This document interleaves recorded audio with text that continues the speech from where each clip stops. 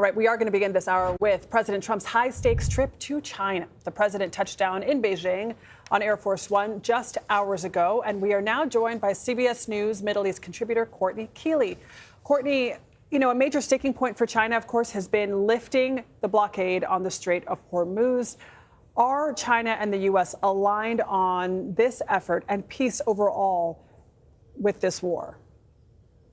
The question when Trump left Washington is, where does Trump go from here? And obviously he went to Beijing, but he had to actually postpone this summit from the end of March, early April because of the war in Iran. So whether he likes it or not, or whether the Chinese leadership likes it or not, Iran does loom large.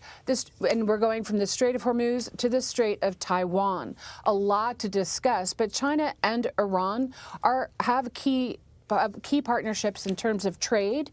They have $41.2 billion in trade, and that's not even the price tag that goes along with trade between China and Saudi Arabia and China and the UAE, both countries that President Trump sees himself allied with. And then China is 80% of Iranian seaborne crude is exported to China, often by vessels that evade U.S. sanctions. So they're going to have to address this, whether President Trump likes it or not. He called the newest iteration of proposal from the Iranians garbage. He left definitely angry about the lack of any talks scheduled with the Iranians. And the Iranian foreign minister was in China a week ago meeting with the Chinese foreign minister, talking about the war, talking about the Strait of Hormuz. So they've already been there ahead of the U.S. president. So, Courtney, China is the biggest purchaser of Iranian oil, like you said. They could just stop the tap. They could stop buying this oil. They have plenty of the reserves, the largest stockpile of oil in the world. What is keeping them from doing that as a way to pressure Iran and a way to try to bring an end to this war? Well, before the Iran issue, there was an economic warfare that erupted between the U.S.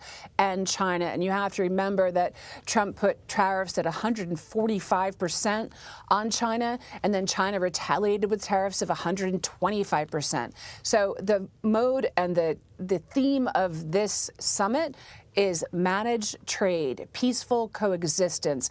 One thing that's never really talked about, but also is top of the agenda, is China controls 90% of the world's critical minerals, and part of those minerals need to replenish the missile system of the U.S. and the depleted interceptors. So it all ties together. And also, we haven't really even gotten to the Taiwan issue, whereas the U.S. has always maintained that they don't support Taiwan's independence, but they do support Taiwan's self-defense.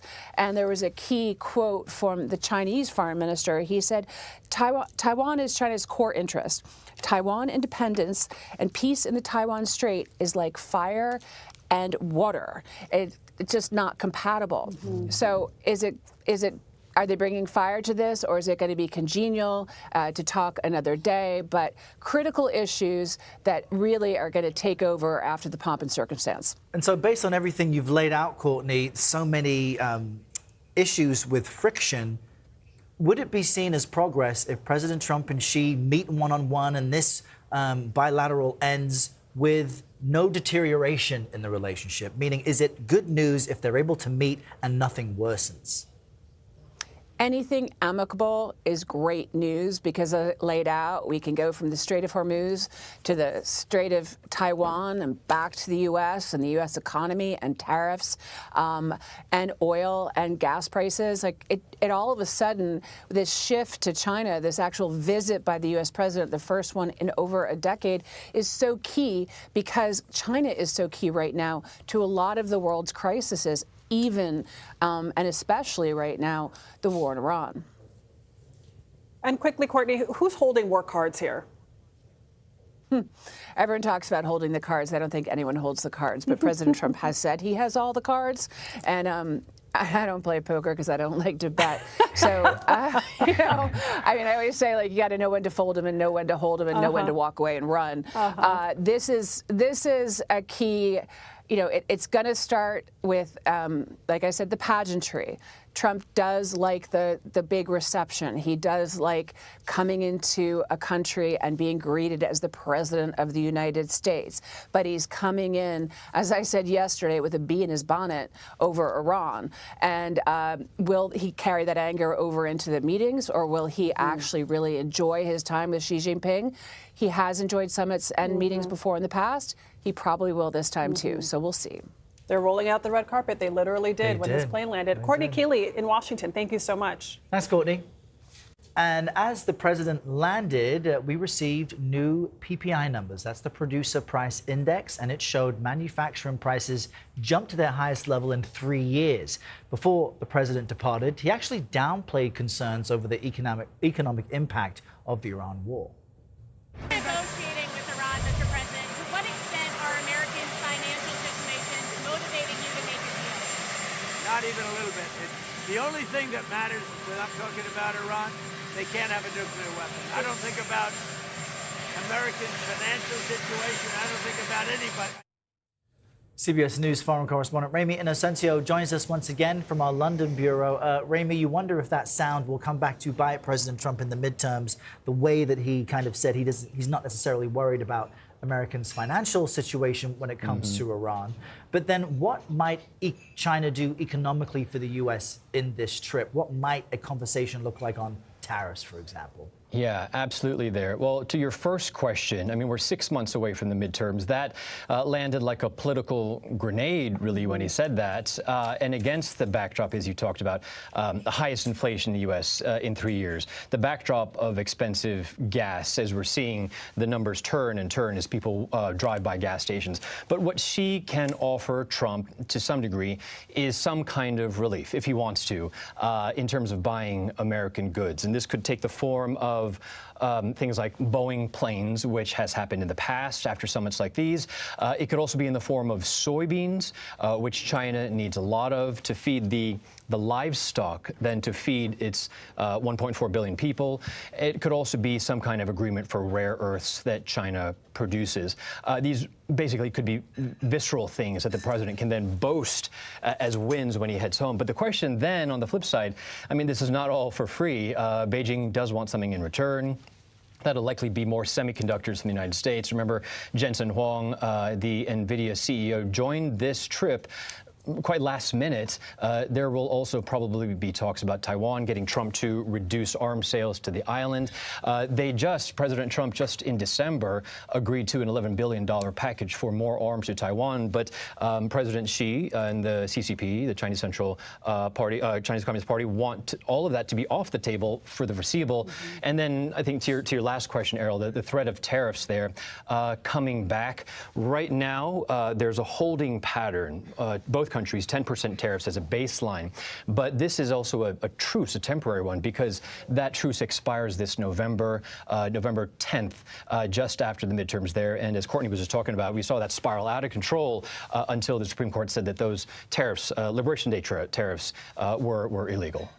I mean, for Taiwan to even be in the conversation is a big deal. I mean, Ramy, you know, Ramy and I both served as Asia correspondents based in Beijing. The Taiwan issue usually doesn't even come up in these meetings between the U.S.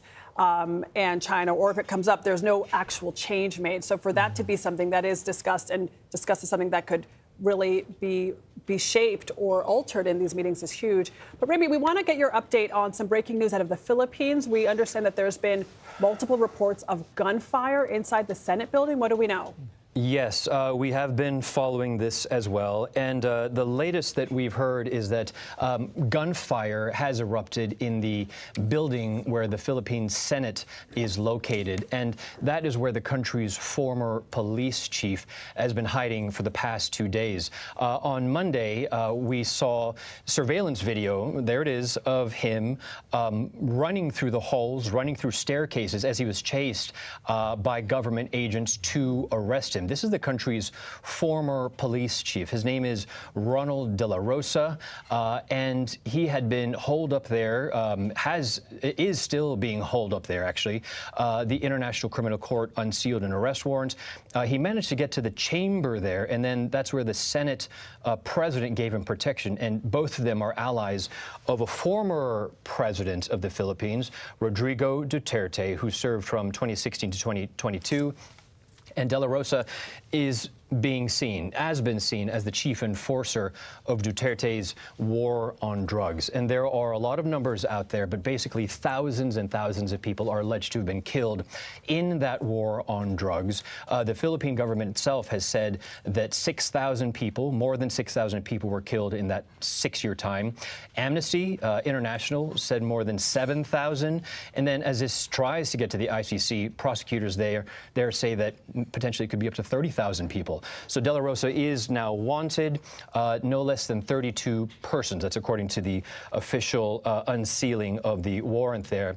But a look back in time, Duterte himself arrested just last year. He is now, he has been sent to The Hague, and now as we're seeing it, they're trying to come for his enforcer. I'm just seeing just breaking news lines here is that De La Rosa is safe. He has not been shot. It's still unsure who was doing the firing, but it still very much appears that De La Rosa has not been arrested and will, at least at this point, not be headed to The Hague. All right, Ramy, with those breaking news updates, thank you so much, my friend. Thank you, Ramy.